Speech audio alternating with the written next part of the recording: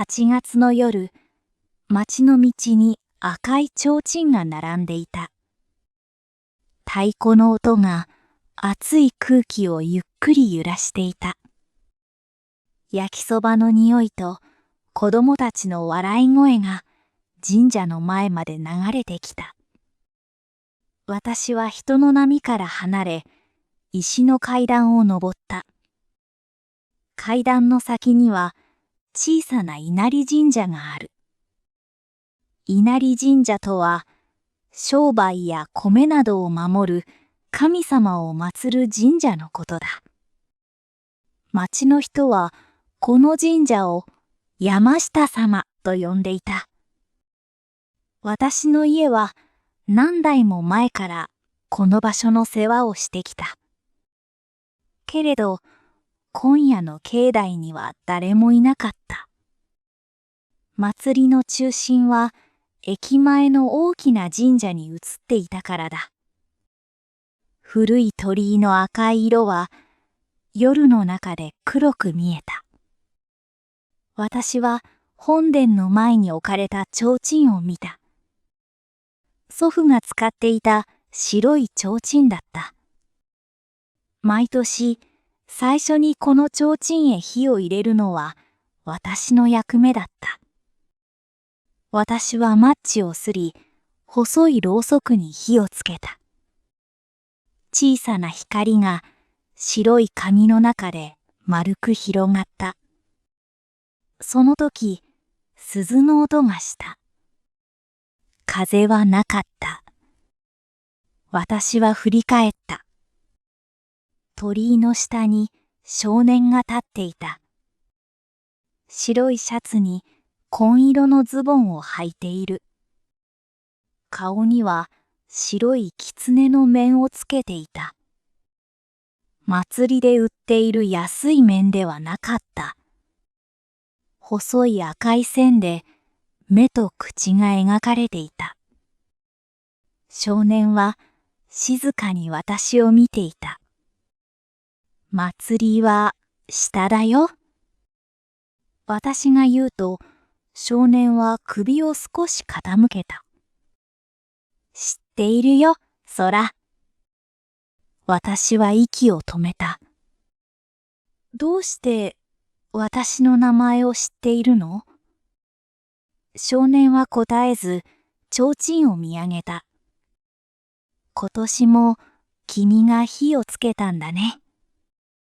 その声には、昔から私を知っているような温かさがあった。私は一歩下がった。あなたは誰？琥珀。それが僕の名前だ。少年は自分の面を指で軽く叩いた。この面と同じ白い狐の名前だよ。遠くで花火が一つ上がった。赤い光が木の葉の間から落ちてきた。その一瞬、琥珀の足元に影がなかった。私は目をこすった。もう一度見ると黒い影があった。空！琥珀の声が少し低くなった。この提灯は今年で最後になるかもしれない。私は琥珀の言葉を笑おうとした。けれど声が出なかった。父が最近神社の書類を何度も見ていたことを思い出したからだ。最後ってどういう意味？琥珀は石段に座った。私も少し離れて座った。下の町から太鼓の音が聞こえた。ここだけが祭りから切り取られたように静かだった。その前に空の話を聞きたい。私の話？春になったら町を出るんだろう？私は立ち上がりそうになった。なぜそれまで知っているの？琥珀は面の向こうで笑ったようだった。君がこの階段で何度も練習していたから。私は去年の冬を思い出した。東京の大学を受けると、父に言う練習をしていた。誰もいないと思って古い杉の木に向かって話していた。東京で地域づくりを勉強したいです。その言葉を私は何度も繰り返した。地域づくりとは、住んでいる人たちと一緒に町を元気にする方法を考えることだ。私は古い建物や祭りを次の世代へ残す仕事に興味があった。それなのに自分の家の神社から逃げようとしている。そう考えると胸の中に小さな石が入ったように苦しかった。合格したの？まだ。秋に試験がある。でも先生は大丈夫だろうって。行きたい？行きたいよ。答えはすぐに出た。だからこそ私は下を向いた。祖父が生きていた頃、毎年2人で提灯を出した。祖父は高いところに紐を結び、私は下から提灯を渡した。この光は人に帰る場所を教えるんだ。祖父はいつもそう言った。3年前、祖父は病気で亡くなった。それから神社の世話は父が一人でしていた。私は掃除を手伝ったが、将来の話は避けていた。父も継いでほしいとは言わなかった。言わないことがかえって重かった。町を出たら悪い人になるのかな。私は自分でも驚くほど小さな声で聞いた。琥珀はすぐには答えなかった。白い提灯の火が彼の面を下から照らしていた。行くことと捨てることは同じなの？わからない。わからないなら今夜答えを探せばいい。その時、下の道から父の声がした。空、そこにいるのか？私が振り返った一瞬に琥珀は消えていた。石段には白い木の葉が一枚だけ落ちていた。父は冷たい麦茶を2本持って上がってきた。誰かと話していなかったか？独り言。嘘をつくと麦茶の瓶が急に重くなった。父は本殿の戸を確かめ、古い板に手を置いた。その横顔は祖父よりずっと疲れて見えた。祭りが終わったら話がある。父はそれだけ言って先に階段を降りた。私は白い木の葉を拾った。すると、提灯の後ろから琥珀が顔を出した。独り言とはひどいな。隠れていたの？人に見つかると面倒なんだ。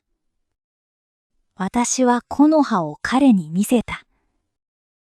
あなた、本当に人間？琥珀は本殿の前へ歩いた。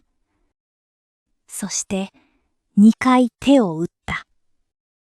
乾いた音が木々の間に響いた。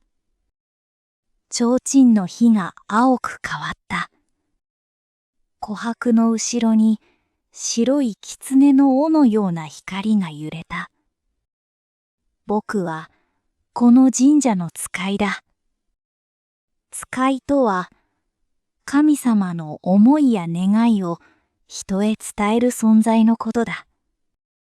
昔から狐は稲荷の神様の使いだと言われることがある。けれど、琥珀が話したのは、この神社だけに伝わる不思議な約束だった。すべての稲荷神社に同じ少年がいるわけではない。僕は祭りの最初の提灯に火がつくと姿を見せられる。琥珀は白い提灯を指した。そして最後の提灯が消えるとまた見えなくなる。一年に一晩だけ？そう。昔は境内に100個の提灯があった。朝まで話せた年もあったよ。今夜あるのは12個だけだった。そのうち3個はすでに火が弱くなっていた。祖父とも話したの？一郎とは長い友達だった。祖父を名前で呼ぶ声がとても自然だった。私は急に琥珀を怖いと思わなくなった。おじいちゃんはあなたのことを何も言わなかった。言わない約束だったからね。どうして？聞いても信じなかっただろう。今も半分しか信じてない。琥珀は肩を上げた。半分あれば十分だ。私は少し笑った。その時、一番端の提灯が消えた。琥珀の右手が少し透明になった。私は思わずその手をつかもうとした。指は触れたが、夏の夜の空気のように軽かった。急がないといけない。琥珀は町を見下ろした。今夜、マサトは神社を手放すつもりだ。私は階段を走って降りた。父は社務所の小さな部屋にいた。机の上に茶色い封筒が置かれていた。私は戸を開けたまま父を見た。神社を売るの？父の眉が動いた。誰に聞いた？それは今はいい。売るの？父はしばらく黙り、封筒から紙を出した。町の建設会社から届いた土地の買い取りの提案だった。神社の後ろに小さな宿泊施設を建てたいと書いてある。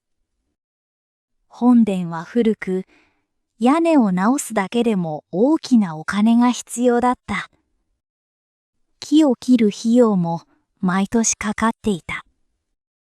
お参りに来る人は少なくなっている。明日、返事をするつもりだった。壊していいって？私の声は強くなった。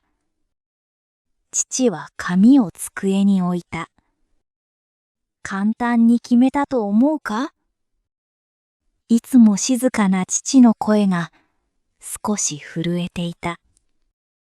3年間、一人で治す方法を探した。町にも相談した。だが、文化財ではないからお金は出せないと言われた。文化財とは、歴史や文化のために大切に守られる建物や物のことだ。この神社は古いが、正式な文化財ではなかった。お前は東京へ行く。私はそれでいいと思っている。でも、家の神社は？神社のためにお前の人生を止めたくない。その言葉は私が想像していたものと違った。父は私を責めていなかった。むしろ私を自由にするために神社をなくそうとしていた。どうして相談してくれなかったの？お前も進学の話をずっと言わなかっただろう。私は何も言えなくなった。私たちは同じ家に住みながらお互いを守るために黙っていた。その沈黙が神社の古い屋根より重くなっていた。外で花火が上がった。部屋の窓が白く光った。父は封筒を私に渡した。祭りが終わるまで待つ。だが、気持ちだけでは建物は残せない。私は紙を胸に抱えた。わかってる。本当はまだ何もわかっていなかった。外へ出ると、琥珀が鳥居のそばに立っていた。提灯はあと8個になっていた。答えを出せと言われても、私にはお金がない。一郎にもなかったよ。琥珀は手のひらを上に向けた。青白い火がその上に生まれた。昔の話を見せようか。青い火は狐火だと琥珀が教えてくれた。狐火とは昔の物語に出てくる不思議な火のことだ。この物語の狐火は人の記憶を移す力を持っていた。火が大きくなると境内の景色が変わった。古い鳥居が新しい赤色になり、100個の提灯が木々の間に浮かんだ。若い男が石段を登ってきた。太い眉と大きな耳。写真で見た20歳の祖父だった。祖父は大きな旅行カバンを持っていた。明日の列車で大阪へ行く。若い祖父は誰もいない本殿に向かって行った。その横には今と同じ狐の面をつけた琥珀がいた。神社はどうする？兄さんがいる。父さんも元気だ。俺は外を見たい。祖父の声は明るかったが、カバンの持ち手を強く握っていた。帰らないかもしれない。それは帰らない時に言えばいい。琥珀は今と同じ話し方をした。景色が流れた。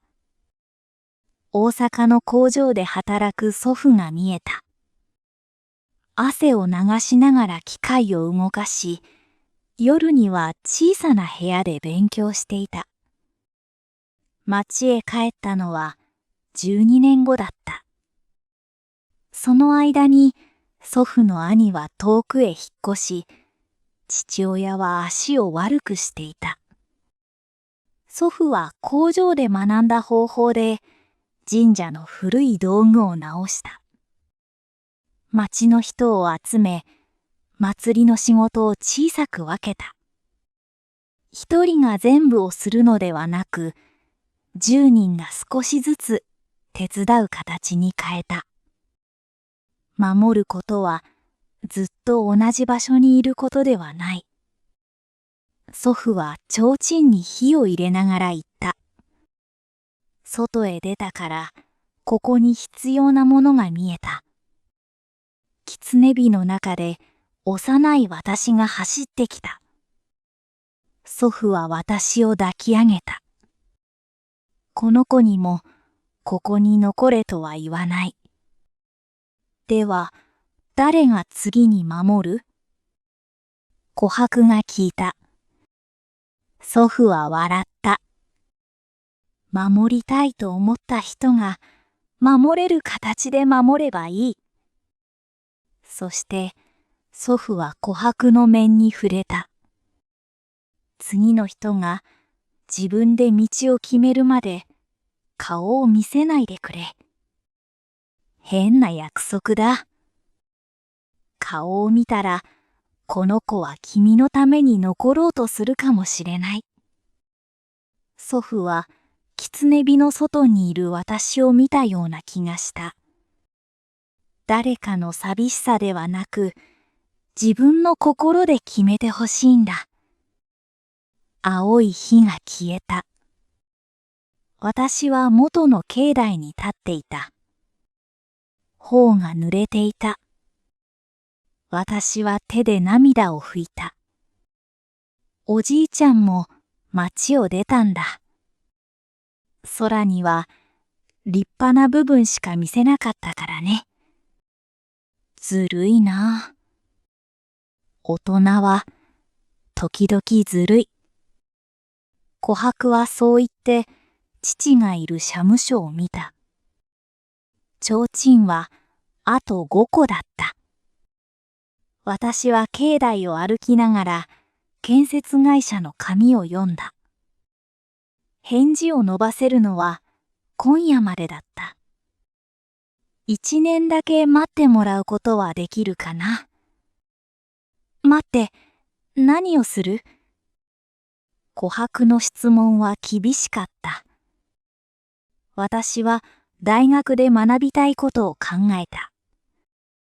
古い場所を残すにはお金だけでなく人の記憶も必要だ。この神社で遊んだ人、結婚の報告をした人、祭りを手伝った人。その人たちの話を集めれば、神社は父と私だけの問題ではなくなる。町の人に聞く。手伝ってくれる人を探す。今から？今夜ならみんな祭りに来ている。私は携帯電話を出した。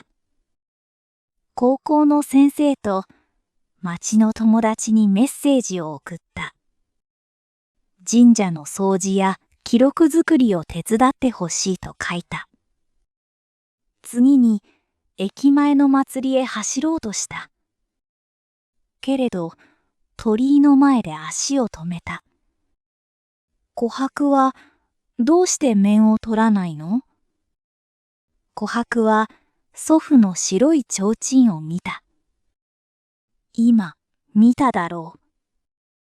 一郎との約束だ。私が道を決めたら取るの？さあね。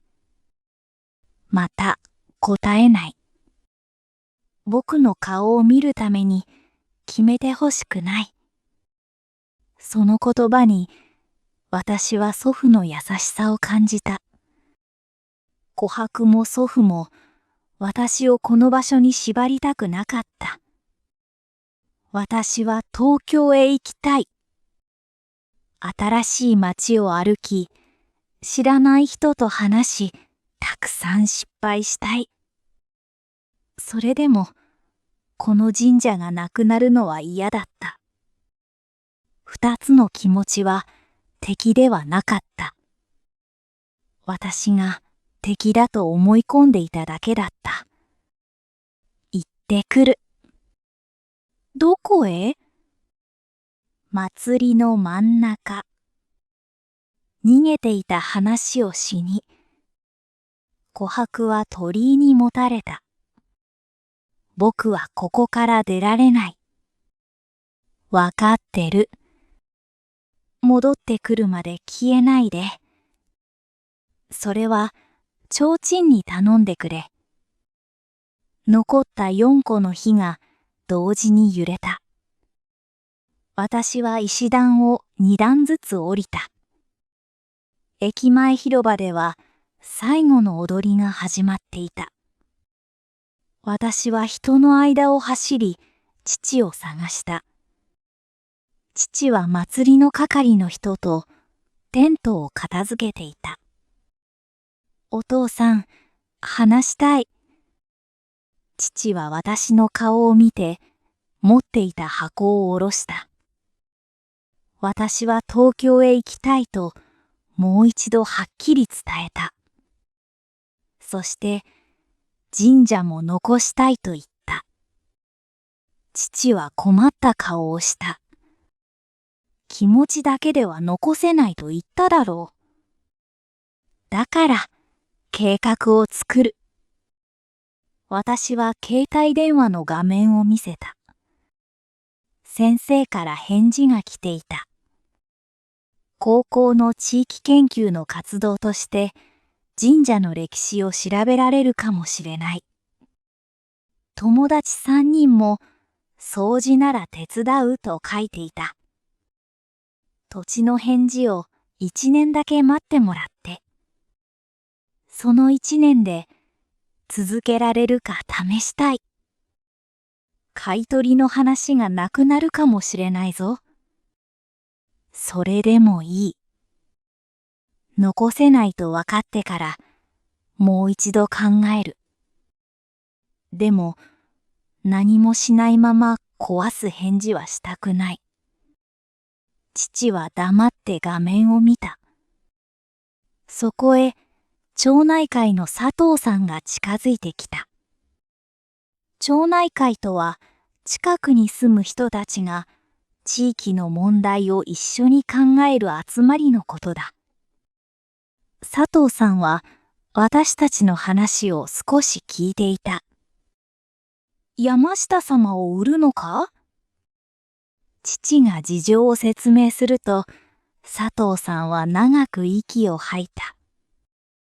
昔はみんなで掃除したんだ。高橋さんの家に任せすぎたな。祭りの係の人たちも集まってきた。ある人は屋根を直せる大工を知っていると言った。ある人は月に一度なら草を取れると言った。商店街の女性は神社を街歩きの場所に入れてはどうかと提案した。話は少しずつ具体的になった。父は紙の裏に名前とできることを書き始めた。10人を超えたとき、父の手が止まった。空は東京から何をする？写真と記録をまとめる。必要なお金も調べる。休みには帰ってくる。大学は途中で辞めないか？辞めない。学んでここで試す。私は毎月1回オンラインでみんなと話すと決めた。修理に必要なお金と集まったお金も誰でも見られるようにする。神社を使って商売を始めるのではない。町の記憶を残し、安全にお参りできる場所を守るためだった。父は私の目をまっすぐ見た。私は目をそらさなかった。長い沈黙の後、父は小さくうなずいた。1年だ。1年で私が一人で背負わなくても続くか確かめる。建設会社には私から頭を下げる。待ってもらえなければ今回の話は断る。その代わり1年後には必ず結論を出す。私も一緒に行く。父の口元が少しだけ緩んだ。進学の話ももっと早く聞きたかった。ごめん。私も売る前に話すべきだった。祭りの最後の花火が上がった。金色の光が父の白い髪に落ちた。私は父の手にある紙を見た。祖父の時と同じように、一人の仕事が10人の小さな仕事に変わり始めていた。その時、山の上で白い光が一つ消えた。戻らなきゃ。私は父に紙を預け、神社へ走った。石段を登る間に、提灯が一つ消えた。境内へ着いたとき、残っていたのは祖父の提灯だけだった。琥珀は本殿の前に座っていた。体の向こうに木の柱が見えるほど薄くなっていた。遅いよ。ごめん。でも話してきた。私は父と町の人たちが決めたことを伝えた。1年だけ売却を待ってもらうこと。みんなで掃除と修理を分けること。高校で神社の記憶を集めること。私も東京から記録をまとめ、祭りには帰ること。琥珀は最後まで黙って聞いた。それで空は残るの？私は東京へ行く。私は白い提灯を見上げた。火は小さくなっていた。ここを守るためだけに夢を捨てない。でも夢のためにここを忘れない。声に出すと胸の中の石が消えた。帰りたい時に帰る。助けたいから助ける。私が選んだ形で守るよ。琥珀はゆっくり立ち上がった。一郎と同じことを言うんだね。おじいちゃんより少し便利な方法でね。琥珀は笑った。今度は面の下から本当に笑い声が聞こえた。彼は両手で狐の面を持った。約束は終わりだ。面が少しだけ上がった。見えたのは口元だけだった。人間の少年と同じ少し恥ずかしそうな笑顔だった。全部は見せないの？来年の楽しみがなくなるだろう？ずるいな。大人は時々ずるいんだ。祖父と同じ言葉に私は笑った。提灯の火が細くなった。琥珀は面を元に戻した。また来年、最初の火をつけて。必ず帰るとは言わないよ。私は少し考えてから続けた。でも、帰りたいと思える場所にする。それでいい。最後の火が消えた。白い煙が一本、朝の空へ上がった。琥珀の姿はもうなかった。面も白い木の葉も残っていなかった。ただ、鈴が一度だけ鳴った。東の空が薄い青色に変わり始めた。石段の下から父が登ってきた。手にはさっきの紙と新しいノートがあった。町内会の人がこれを使えと言ってくれた。表紙には山下様手伝い帳と書かれていた。最初のページには12人の名前があった。大工の田辺さんは来週屋根を調べると書いていた。佐藤さんは9月の草取りを担当すると書いていた。先生の名前の横には昔の写真と話を集めるとあった。父は私にペンを渡した。私は13番目に自分の名前を書いた。高橋空。その横に記録、祭り、東京からできることと書いた。父は何も言わず、私の肩を軽く叩いた。会社への返事は、占いでいいな。1年間はね。父はうなずき、封筒の紙を2つに折った。